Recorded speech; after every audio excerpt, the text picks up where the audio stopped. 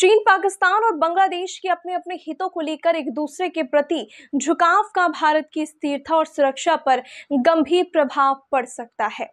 CDS general Anil Chauhan ने मंगलवार को एक थिंक टैंक में अपने संबोधन में भारत पाकिस्तान के बीच 7-10 मई के सैन्य संघर्ष का जिक्र करते हुए कहा कि शायद यह पहली बार हुआ जब दो परमाणु हथियार संपन्न देश सीधे तौर पर संघर्ष में शामिल हुए। सीडीएस ने चीन और पाकिस्तान के भारत के प्रति समान हित का जिक्र करते हुए कहा कि पाकिस्तान ने पिछले 5 वर्षों में अपने लगभग 70 से 80% हथियार और उपकरण चीन से हासिल किए हैं। उन्होंने कहा कि चीनी सैन्य कंपनियों की पाकिस्तान में वाणिज्यिक देन दायरा है। शीर्ष सैन्य अधिकारी ने कहा कि हिंद महासागर क्षेत्र के देशों में आर्थिक संकट ने बाहरी शक्तियों को अपना प्रभाव बढ़ाने का मौका दे दिया, जिससे भारत के लिए कमजोरियां पैदा हो सकती है।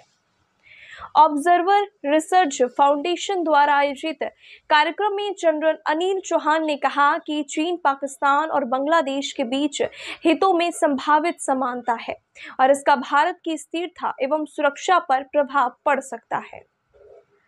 जनरल चौहान ने कहा कि भारत जैसे विविधता भरे देश में सामाजिक और आंतरिक सुरक्षा को हल्के में नहीं लिया जा सका। उन्होंने कहा कि हमारा देश बहुभाषी, बहुधार्मिक और बहुजातीय है। ऐसे में सामाजिक एकता को बनाए रखना बेहद जरूरी है। सामाजिक सुरक्षा व्यवस्था में आंतरिक सुरक्षा को भी अहम स्थान मिलना चाहिए। उन्होंने आग्रह किया कि अगर भारत को आंतरिक रूप से कमजोर किया गया तो बाहरी खतरे और ज्यादा असरदार हो जाएंगे। उन्होंने कहा कि चीन, पाकिस्तान और बांग्लादेश के बीच अगर किसी भी तरह का रणनीतिक सहयोग होता है तो उनका सीधा असर भारत की सुरक्षा पर पड़ेगा।